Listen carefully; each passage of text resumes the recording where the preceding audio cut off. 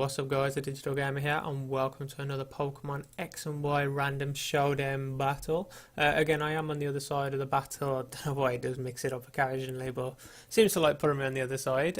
In this battle, it's quite a good one really. It's one that I do manage to turn around. I do get my ass handed to me, to be quite blunt, to start with, but I'm using the mask around there.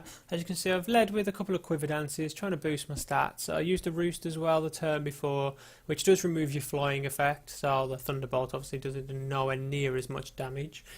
He realises he's not going to do too much to me, so he decides to go with the substitute.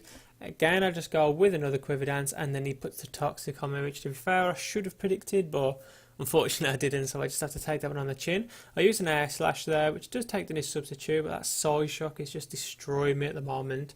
Here I go for a roost. It probably would have been the better idea to go for another air slash because he gets the critical hit, and obviously the poison is going to finish me off. But obviously with hindsight, we know what the better idea would have been, but at the time it seemed like a good idea to try and keep myself alive a little longer.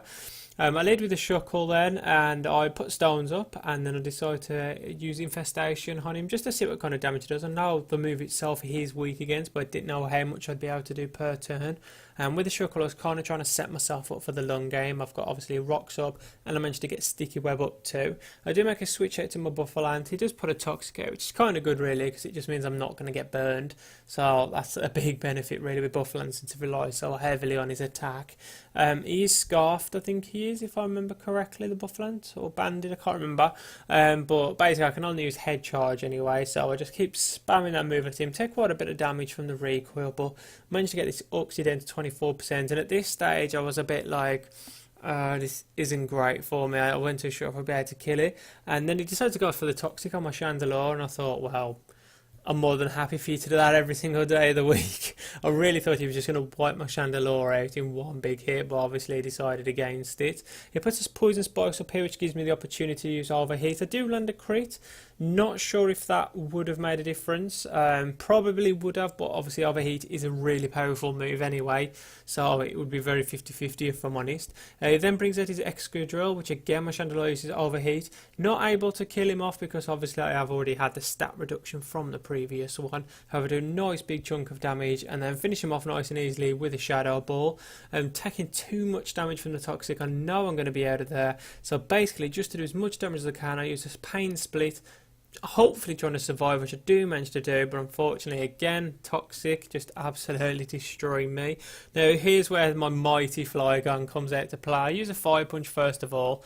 Don't know why he decides to go for a Wild Charge. It doesn't affect me. Obviously I am ground slash dragon type, so it doesn't affect me at all, and it really starts to turn the battle in my favour now. I go for an Outrage against the Explode. He decides to switch out, obviously, because I'm not going to do nowhere near as much damage against the Bronzong, so I'm stuck in the Outrage for now. Luckily, it does end there. Berry cures my confusion instantly, so I lead with another Fire Punch, doing a nice chunk of damage to him. He puts up a Reflect, but however, the second Fire Punch against him is going to be a critical hit. Brings back out his Explode, and this is where we're going to finish the game off. Fire Punch for the win, and another critical hit, believe it or not.